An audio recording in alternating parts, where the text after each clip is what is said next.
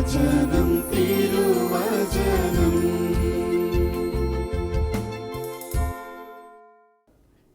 ഈശോയിൽ സ്നേഹം നിറഞ്ഞ ഷാലോൺ ടി വി പ്രേക്ഷകരെ, പൂർവ്വപിതാവായ യാക്കോബിൻ്റെ ജീവിതം വിലയിരുത്തുമ്പോൾ ചില പ്രത്യേക കാരണങ്ങളാൽ സൂര്യൻ അസ്തമിക്കുകയും സൂര്യൻ ഉദിക്കുകയും ചെയ്യുന്നതായി ഗ്രന്ഥകർത്താവ് രേഖപ്പെടുത്തുന്നു. അത് ആത്മീയ ജീവിതത്തിൽ ബന്ധപ്പെടുത്തി ചിന്തിക്കുമ്പോൾ ആത്മീയ മരണമായും ആത്മീയ ജനനമായും നമുക്കതിനെ വ്യാഖ്യാനിക്കാൻ സാധിക്കും. സാധാരണ ആരുടെ ജീവിതത്തിലും വന്നു ഭവിക്കുവാൻ ഇടയുള്ള കാര്യങ്ങളാണ് ഇതൊക്കെ. നമ്മളതുകൊണ്ട് വളരെ ശ്രദ്ധയോടെ ജീവിതം നയിക്കുമ്പോൾ നമുക്ക് എപ്പോഴും ആത്മീയ വളർച്ചയിൽ നമുക്ക് മുന്നേറാനായിട്ട് സാധിക്കും. അതിനാണ് തിരുസഭ മാതാവ് തിരുസഭയിലെ മക്കളായ നമുക്ക് എപ്പോഴും നവജീവൻ പ്രാപിച്ചുകൊണ്ട് അനുരഞ്ജനങ്ങളിൽ ഏർപ്പെട്ടുകൊണ്ട് നമ്മളിലുള്ള പാപമാലിന്യങ്ങൾ കഴുകിക്കളഞ്ഞ് നല്ല കുമ്പസാരം നടത്തി എപ്പോഴും ജീവൻ സംരക്ഷിച്ച് നവജീവൻ നിലനിർത്തി മുമ്പോട്ട് പോകാൻ സാധിക്കുന്നത്. നമുക്ക് ഈ യാക്കോബിൻ്റെ ജീവിതം അല്പമൊന്ന് സൂക്ഷ്മമായി നിരീക്ഷിക്കാം. ഇസഹാക്കിൻ്റെയും റബേക്കയുടെയും മക്കളായ യാസാവും യാക്കോബും. അമ്മയ്ക്ക് ഇളയ മകനായ യാക്കോബിനോടാണ് കൂടുതൽ ഇഷ്ടം. അവൻ സുന്ദരനാണ്, ആൾ നല്ല സ്മാർട്ടാണ്. അമ്മയോട് അവനും വളരെ ഇഷ്ടമാണ്, അമ്മയുടെ അതേ സ്വഭാവം. അതുകൊണ്ട് തന്നെ ഇളയവനായ യാക്കോബ് അമ്മയോടൊപ്പം അടുക്കളയോട് ചേർന്ന് വസിക്കുവാനാണ് അവനെപ്പോഴും ഇഷ്ടം. യാസാവ് കൃഷിക്കാരനാണ്, വേട്ടക്കാരനാണ്, നല്ല കഠിനാധ്വാനിയാണ്.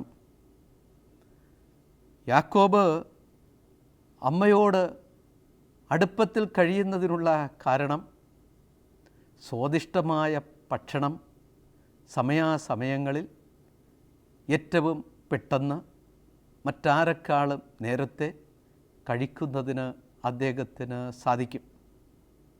ഒരു ദിവസം ഇവിടെ നമ്മൾ യാക്കോബിൻ്റെ ജീവിതത്തിൽ സൂര്യൻ അസ്തമിക്കുന്നതായും സൂര്യൻ ഉദിക്കുന്നതായും ഗ്രന്ഥകർത്താവ് പ്രത്യേകം പ്രസ്താവിച്ചിരിക്കുന്നു. ഇവിടെ യാക്കോബിൻ്റെ ജീവിതത്തിൽ സൂര്യൻ അസ്തമിക്കുന്നതിന് 4 കാരണങ്ങൾ നമുക്ക് കാണാൻ സാധിക്കും. 4 തകർച്ചകൾ, ആത്മീയ തകർച്ചകളായി നമുക്കതിനെ മനസ്സിലാക്കാൻ സാധിക്കും. ഒന്നാമത്തെ തകർച്ച എന്ന് പറയുന്നത് അദ്ദേഹത്തിൻ്റെ സ്വഭാവം വിലപേശലാണ്. എനിക്കെന്ത് കിട്ടും, എനിക്കെന്തുമാത്രം നേടാൻ സാധിക്കും എന്നുള്ള രീതിയിലുള്ള സ്വാർത്ഥപരമായ ജീവിതം. ആ ശൈലിയിൽ, ആ രീതിയിൽ സഹോദരനെന്നോ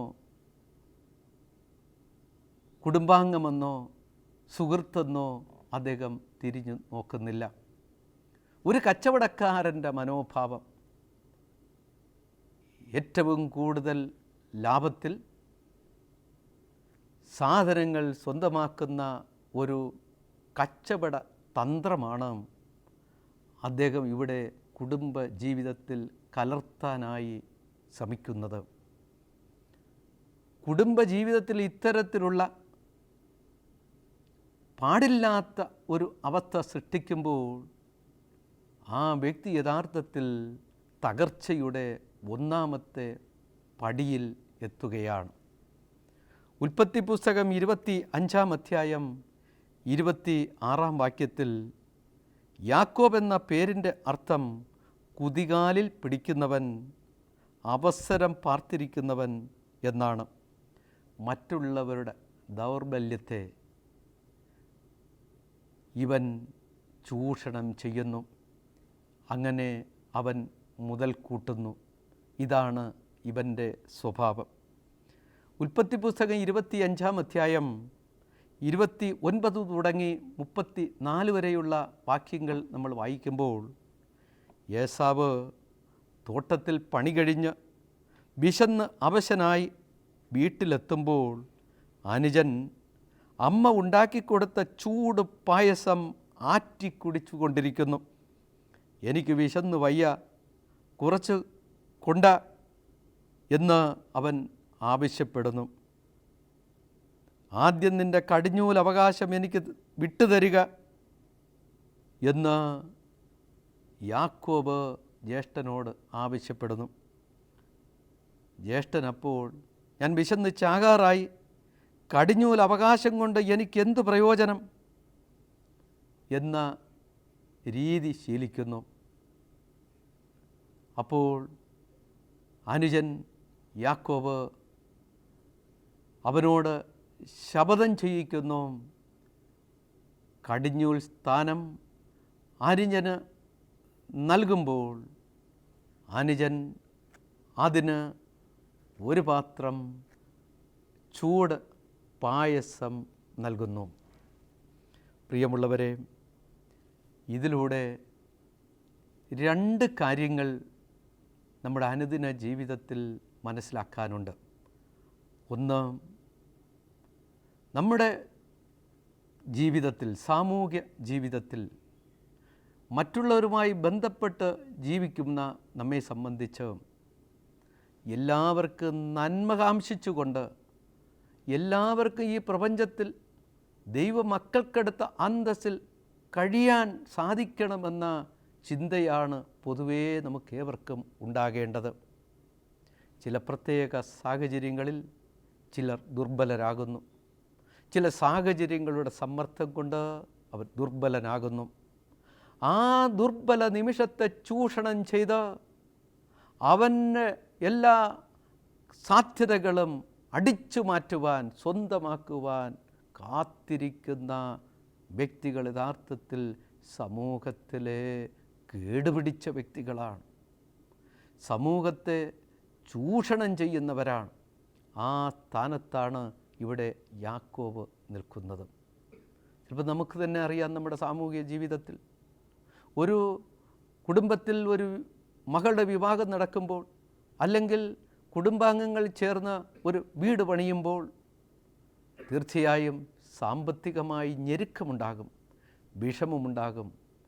തൊട്ടയൽവാസികൾ ഇതുതന്നെ തക്ക സമയമെന്ന് മനസ്സിലാക്കിക്കൊണ്ട് ചൊളിവിൽ ആ സാധനങ്ങൾ വാങ്ങുവാൻ, അല്ലെങ്കിൽ പ്രമാണം, ഉടമ്പടി ഇതെല്ലാം തിരിച്ചടച്ചില്ലെങ്കിൽ, പലിശ സഹിതം നിശ്ചിത സമയം തിരിച്ചടച്ചില്ലെങ്കിൽ ആ സ്വത്തുവകളെല്ലാം എൻ്റെ പേരിലായിരിക്കും എന്ന രീതിയിൽ പ്രമാണം ചെയ്ത് വാങ്ങുന്നവരെയും നമുക്ക് കാണാൻ സാധിക്കും.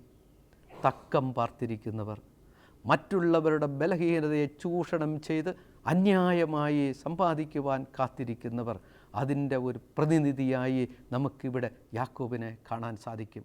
അതുപോലെ തന്നെ മറ്റൊരു വശവുമുണ്ട്. നിസ്സാര കാര്യത്തിന് വേണ്ടി, ഒരു പാത്രം പായസത്തിന് വേണ്ടി തൻ്റെ ധാർമ്മികമായ ആ അവകാശത്തെ, കടിഞ്ഞൂൽ സ്ഥാനത്തെ നിസ്സാരമായി കാണുന്നു. അവിടെ വലിയ ഉത്തരവാദിത്വം അവൻ നിസ്സാരമായി തള്ളിക്കളയുന്നു. ഒരു കുടുംബത്തിലെ മൂത്ത സന്തതി എന്ന് പറയുമ്പോൾ ഒരു തരത്തിൽ പറഞ്ഞാൽ ഒരു കൂട്ടം ധാർമ്മിക ഉത്തരവാദിത്വത്തോടുകൂടെയാണ് അവൻ ആദ്യമായി പൂജാതനാകുന്നത്. അതിനെ നിസ്സാരവൽക്കരിച്ചുകൊണ്ട്, അതിലടങ്ങിയിരിക്കുന്ന ഉത്തരവാദിത്വങ്ങളെ അവൻ തൃണവൽഗണിച്ചുകൊണ്ട് പോകുമ്പോൾ പലപ്പോഴും അത് വലിയ അപജയമായി അനുഭവപ്പെടുന്നു. അതും നമുക്കിവിടെ കാണാൻ സാധിക്കും. രണ്ടാമത്തെ തകർച്ച എന്ന് പറയുന്നത് വേഷം കെട്ടൽ, കബളിപ്പിക്കലാണ്.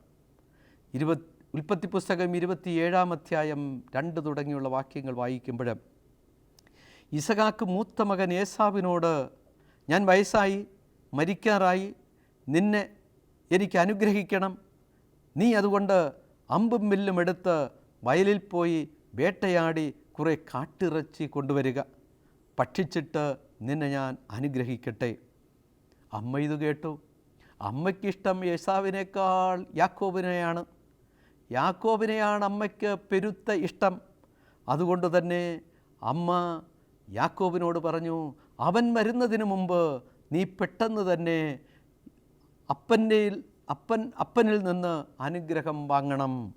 അപ്പോൾ യാക്കോബ് അമ്മയോടൊരു ചോദ്യം ചോദിക്കുന്നു. ഉൽപ്പത്തി പുസ്തകം 27-ാം അധ്യായം 12-ാം വാക്യം, അമ്മേ, ശാപമായിരിക്കില്ലേ എനിക്ക് ലഭിക്കുക?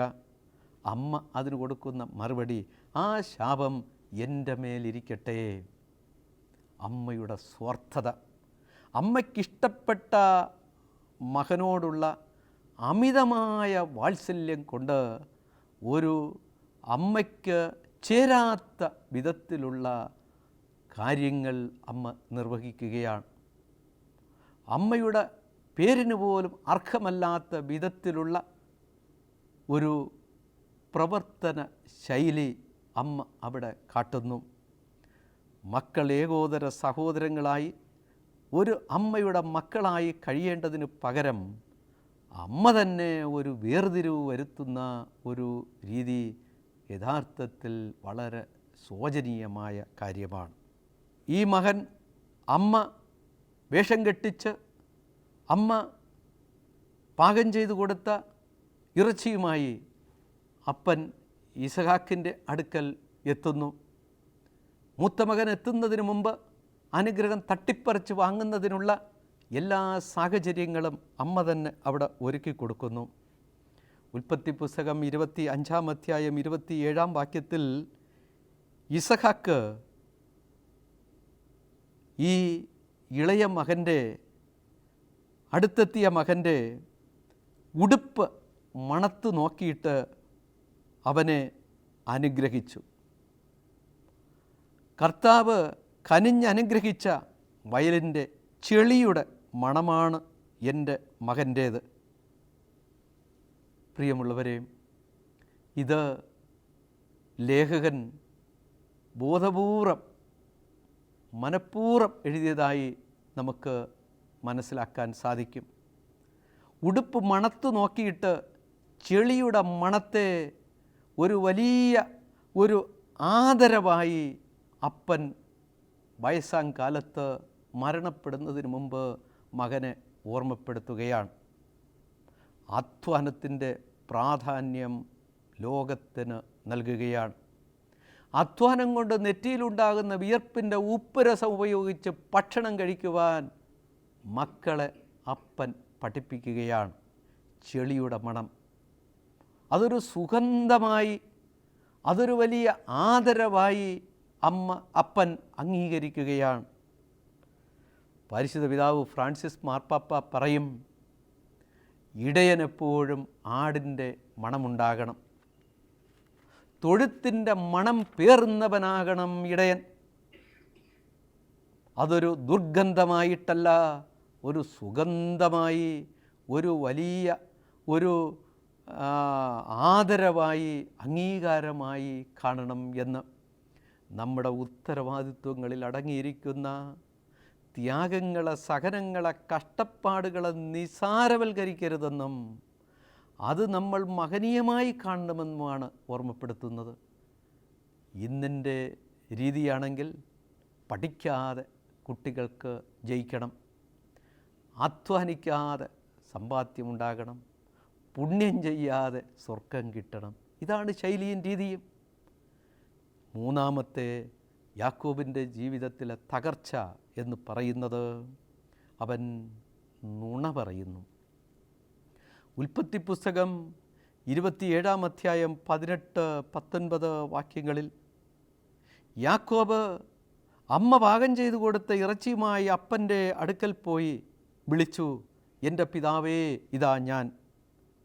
അപ്പൻ ചോദിക്കുക, നീ ആരാണ് മകനെ? യാക്കോബ് പറഞ്ഞു, അങ്ങയുടെ കടിഞ്ഞൂൽ പുത്രൻ യാസാവാണ് ഞാൻ. അങ്ങ് ആവശ്യപ്പെട്ടതുപോലെ ഞാനിതാ ചെയ്തിരിക്കുന്നു. എണീറ്റ് എൻ്റെ നായാട്ടിറച്ചി ഭക്ഷിച്ച് അനുഗ്രഹിച്ചാലും. കള്ളം പറച്ചിൽ, ചതി, വഞ്ചന. കുടുംബത്തിൽ പരസ്പരം സഹകരിച്ച് ചേർന്ന് ജീവിക്കേണ്ടതിന് പകരം വഞ്ചിച്ചും പറ്റിച്ചും നുണ പറഞ്ഞും കാപട്യത്തിലും ജീവിക്കേണ്ടതല്ല എന്ന് നമ്മെ സൂചിപ്പിക്കുന്നു. അത് വ്യക്തിയുടെ തകർച്ച, അത് കുടുംബത്തിൻ്റെ തകർച്ചയായി പരിണമിക്കും എന്നുകൂടെയുള്ള മുൻസൂചന അതിൽ നമുക്ക് എടുക്കാൻ സാധിക്കും. നാലാമത്തെ തകർച്ച, സൂര്യൻ അസ്തമിക്കുന്നതിനുള്ള തകർച്ച എന്ന് പറയുന്നത് കുടുംബത്തിൽ നിന്നുള്ള അകൽച്ചയാണ്. ഉൽപ്പത്തി പുസ്തകം 27-ാം അധ്യായം 36 തുടങ്ങിയുള്ള വാക്യങ്ങളിൽ ജ്യേഷ്ഠന് ഒരു പാത്രം പായസം കൊടുത്ത് കടിഞ്ഞൂൽ അവകാശം സ്വന്തമാക്കി അങ്ങനെ ജ്യേഷ്ഠനെ പറ്റിച്ചു. അപ്പൻ്റെ മുമ്പിൽ അഭിനയിച്ച് മൂത്ത മകനാണെന്ന് ബോധ്യപ്പെടുത്തി അപ്പനെ വഞ്ചിച്ചു. ഇത് മനസ്സിലാക്കിയ യാസാവ് വളരെയേറെ ക്ഷുഭിതനാവുകയും അനുജനോട് പ്രതികാരം ചെയ്യുവാൻ തീരുമാനിക്കുകയും ചെയ്യുന്നു. ഈ കാര്യം അമ്മ മനസ്സിലാക്കിയിട്ട് അമ്മ ഈ മകനെ തൻ്റെ സഹോദരൻ ലാബാൻ്റെ അടുക്കൽ പറഞ്ഞു വിടുന്നു. പ്രാണരക്ഷാർത്ഥം അവൻ ഓടുന്നു. ഇവിടെ യഥാർത്ഥത്തിൽ തകർച്ച പൂർണ്ണമാവുകയാണ്. കുടുംബത്തിൽ താമസിക്കേണ്ടവൻ, കുടുംബത്തിൽ താമസിക്കുവാനുള്ള എല്ലാ സാഹചര്യവും ഉണ്ടായിരിക്കെ അവൻ മനഃപൂർവ്വം തന്നെ പ്രവാസിയായി പരദേശിയായി വീട് വിട്ട് അകലപ്പോകേണ്ട സാഹചര്യം ഒരുക്കുന്നു. ലെഗിയോൻ ബാധിച്ച ആ ചെറുപ്പക്കാരൻ്റെ ജീവിതത്തിലും അതല്ലേ? ധൂർത്തപുത്രൻ്റെ ഉപമയിലെ ആ ധൂർത്തപുത്രൻ്റെ ജീവിതവും അതല്ലേ നമ്മെ കാണിക്കുന്നത്? അപ്പം പറഞ്ഞു, എല്ലാ സാഹചര്യവും ഉണ്ടല്ലോ, വീട്ടിൽ താമസിക്കാമല്ലോ. അവന് ദൂരെ പോകണം, അകലെ പോകണം. യഥാർത്ഥത്തിൽ കുടുംബത്തിൽ നിന്നുള്ള അകൽച്ച വലിയ തകർച്ചയാണ്. ഇത് നമുക്കിവിടെ കാണാനായിട്ട് സാധിക്കും. ഉൽപ്പത്തി പുസ്തകം 28-ാം അധ്യായം 11-ാം വാക്യത്തിൽ രേഖപ്പെടുത്തിയിരിക്കുന്നു, സൂര്യൻ അസ്തമിച്ചുവെന്ന്. യാക്കോബ് വീട് വിട്ട് ബേർഷബായിൽ നിന്ന് ഹാരാനിലേക്ക് പുറപ്പെടുമ്പോൾ അവൻ്റെ തകർച്ച പൂർണ്ണമാവുകയാണ്, അഥവാ സൂര്യൻ അസ്തമിക്കുകയാണ്. ഇനി നമുക്ക് ഈ യാക്കോബിൽ തന്നെ സൂര്യൻ ഉദിക്കുന്നതും അവൻ്റെ എല്ലാ തകർച്ചകളും അവൻ ബോധപൂർവം മാറ്റിയെടുത്ത് ഒരു നവജീവൻ പ്രാപിക്കുന്നത്, ആത്മീയമായി ഉയർത്തെഴുന്നേൽക്കുന്നത് നമുക്ക് കാണാൻ സാധിക്കും. അതിനും ഇവിടെ 4 കാര്യങ്ങൾ വിശുദ്ധ ഗ്രന്ഥത്തിൽ നമുക്ക് പറഞ്ഞു തരുന്നു. ഒന്നാമതായി ദൈവാശ്രയ ബോധം. നമ്മുടെ തകർച്ചയിൽ നിന്ന് ഉയർത്തെഴുന്നേൽക്കുവാനായി അത്യാവശ്യം വേണ്ടത് ദൈവാശ്രയ ബോധം. ഇവിടെ ലൂക്ക എഴുതിയ സുവിശേഷം 15-ാം അധ്യായത്തിൽ ധൂർത്തപുത്രൻ്റെ ഉപമയിൽ നമുക്ക് കാണാൻ സാധിക്കും. തകർന്നു തരിപ്പണമായി തോറ്റു തുന്നം പാടി നിൽക്കുന്ന ആ ധൂർത്തപുത്രൻ സ്വയം ദൈവചൈതന്യം ഉൾക്കൊണ്ടുകൊണ്ട് പറയുന്നു, ഞാൻ എഴുന്നേറ്റ് എൻ്റെ പിതാവിൻ്റെ അടുക്കൽ പോകും. ദൈവാശ്രയ ബോധം അവനുണ്ടാകുന്നു. അവൻ നഷ്ടപ്പെട്ടത് മുഴുവൻ വീണ്ടെടുക്കാനുള്ള പ്രയാണം ആരംഭിക്കുകയാണ്. ഇവിടെ യാക്കോബിൻ്റെ ജീവിതത്തിലും നമുക്കത് കാണാൻ സാധിക്കും. ഉൽപ്പത്തി പുസ്തകം 32-ാം അധ്യായം 22 തുടങ്ങി 24 വരെയുള്ള വാക്യങ്ങൾ വായിക്കുമ്പോൾ യാക്കോബ് സ്വദേശത്തേക്ക് യാത്രയാകുന്നു. ഹാരാനിൽ നിന്ന് ബേർഷബായിലേക്ക്, സ്വന്തം തറവാട്ടിലേക്ക് അദ്ദേഹം യാത്രയാകുന്നു. 2 ഭാര്യമാർ, 2 പരിചാരികമാർ, 11 മക്കൾ യാബോക്ക് എന്ന കടവ് കടത്തി. 2 ഗണമായവരെ തിരിച്ച് പുഴയ്ക്കക്കരെ കടത്തി. പുഴയ്ക്കക്കരെ എത്തി, സമ്പാദ്യം മുഴുവനും അക്കരെ എത്തിച്ചു. യാക്കോബ് മാത്രം ഇക്കരെ നിന്നും. താങ്ങാൻ പറ്റാത്ത തകർച്ചയുണ്ടാകുമ്പോൾ, മറ്റാരിൽ രക്ഷയില്ല എന്ന ബോധ്യം വരുമ്പോൾ ദൈവത്തിൽ ആശ്രയിക്കുന്നു. അറ്റകൈ പ്രയോഗം ഇവിടെ യാക്കോബ് നടത്തുകയാണ്. ബൈബിൾ പ്രസിദ്ധമായ പെനുവേൽ പ്രാർത്ഥന അദ്ദേഹം നടത്തുകയാണ്. എനിക്ക് എൻ്റെ ദൈവം മതി, എനിക്ക് എൻ്റെ ദൈവത്തെ വേണം, എനിക്ക് എൻ്റെ ദൈവം എന്നെ മുന്നോട്ട് നയിക്കും എന്ന ദൃഢനിശ്ചയവും അതിനനുസരിച്ചുള്ള മുന്നോട്ടുള്ള കുതിപ്പും. തനിച്ച് നിൽക്കുമ്പോഴാണ് നമ്മുടെ നിസ്സഹായതയും നിസ്സാരത്വവും നമുക്ക് ആശ്രയബോധവും ഉണ്ടാകുന്നത്. അതാണ് യാക്കോബ് തൻ്റെ തകർച്ചയിൽ നിന്നും വീണ്ടെടുപ്പിനായി പ്രയോഗിക്കുന്നത്. നമുക്ക് യാക്കോബിൻ്റെ ജീവിതത്തിൽ തന്നെ വീണ്ടെടുപ്പിനായി അദ്ദേഹം രണ്ടാമതായി അദ്ദേഹം എടുക്കുന്ന മാനദണ്ഡം ക്ഷമയാചിക്കുവാനും മാപ്പ് ചോദിക്കുവാനും അദ്ദേഹം മനസ്സ് കാണിക്കുന്നു. ഉൽപ്പത്തി പുസ്തകം 32-ാം അധ്യായം 5-ാം വാക്യം. യാക്കോബ് ദൂതന്മാരെ അയച്ച് യാസാവിനോട് ക്ഷമയാചിക്കുന്നു. എനിക്ക് കാളകളും കഴുതകളും ആടുകളും വേലക്കാരും വേലക്കാരികളുമുണ്ട്. അങ്ങേക്ക് എന്നോട് ദയ തോന്നണം. എനിക്കിതെല്ലാം ഉണ്ട്, പക്ഷേ ഒന്നുമില്ലാത്തതുപോലെ ശൂന്യത. എനിക്ക് എൻ്റെ സഹോദരനെ ഉപേക്ഷിച്ച് പറ്റിച്ച് ഞാൻ ഇതെല്ലാം നേടിയെങ്കിലും എനിക്കൊരു ശൂന്യത. എൻ്റെ കുടുംബത്തിൽ കഴിയുമ്പോൾ കിട്ടുന്ന സംരക്ഷണവും കുടുംബത്തിൽ ഉള്ള ആസ്വാദ്യതയും എനിക്കില്ലാതെ വന്നിരിക്കുന്നു. അതുകൊണ്ട് എന്നോട് കനിയണം, എന്നോട് പൊറുക്കണം എന്ന് യാചന. മൂന്നാമതായി, നമ്മുടെ ജീവിതത്തിൽ സൂര്യൻ ഉദിക്കുവാൻ, നമ്മുടെ ജീവിതത്തിൽ ആത്മീയമായ ഒരു നവജീവൻ പ്രാപിക്കുവാൻ അദ്ദേഹം നടത്തുന്നത് വ്യക്തിപരമായ ഒരു പ്രാർത്ഥനയാണ്. ഉള്ളുരുകിയുള്ള പ്രാർത്ഥന. അവിടെ മൽപ്പിടുത്തം അനിവാര്യമായി വരുന്നു. തൻ്റെ സ്വത്വത്തെ തുറന്നു കാണിച്ചുകൊണ്ട് തൻ്റെ യഥാർത്ഥ അവസ്ഥയെ ദൈവത്തിൻ്റെ മുമ്പിൽ അനാവരണം ചെയ്തുകൊണ്ടുള്ള പ്രാർത്ഥനയാണ്. തൻ്റെ നിസ്സഹായത്വവും തൻ്റെ പാപ്പരത്വവും തൻ്റെ കാപട്യവും തൻ്റെ എല്ലാം തുറന്നു വെച്ചുകൊണ്ടുള്ള പ്രാർത്ഥന. പ്രിയമുള്ളവരെ, ദൈവത്തിന് അനുഗ്രഹിക്കാൻ പറ്റാത്ത വിധത്തിലുള്ളൊരവസ്ഥ സൃഷ്ടിച്ചു കൊടുക്കുവാൻ നമുക്ക് സാധിക്കണം.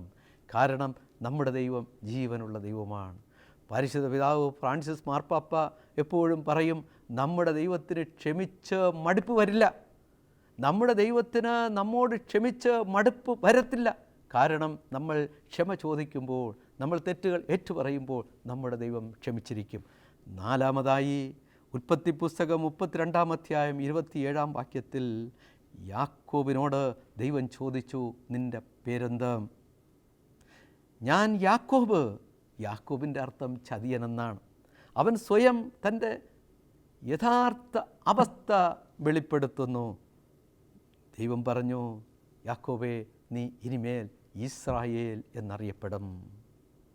ഒരു വ്യക്തിയുടെ പേരിൽ ഒരു രാഷ്ട്രം സൃഷ്ടിച്ചുകൊണ്ട് അവനെ അഡ്രസ്സുള്ളവനാക്കി മാറ്റി. ഉൽപ്പത്തി പുസ്തകം 32-ാം അധ്യായം 31-ാം വാക്യം. സൂര്യൻ ഉദിച്ചു. കുടുംബത്തിൽ അവൻ തിരിച്ചെത്തി. ഐശ്വര്യം വന്നെത്തി. കുടുംബത്തിൽ നിന്ന് ഇറങ്ങിപ്പോയവൻ കുടുംബത്തിൽ വന്ന് ചേരുമ്പോഴാണ് കുടുംബത്തിൽ ഐശ്വര്യം വന്ന് നിറയുന്നത്. പ്രിയമുള്ളവരെ, നമ്മൾ തറവാടിലേക്ക് മടങ്ങണം. നമ്മൾ തനിമയിലേക്ക് മടങ്ങണം. നമ്മൾ ദൈവത്തിങ്കലേക്ക് തിരിയണം. അപ്പോഴാണ് നമുക്ക് നവജീവൻ വന്ന് ചേരുന്നത്. നമ്മുടെ ജീവിതത്തിൽ അസ്തമനങ്ങൾ മാറി ഉദയം രൂപം കൊള്ളുന്നത്. അതിനായി നമുക്ക് ദൈവത്തിൽ ആശ്രയിക്കാം. നല്ലവനായ ദൈവം നമ്മെ അനുഗ്രഹിക്കട്ടെ.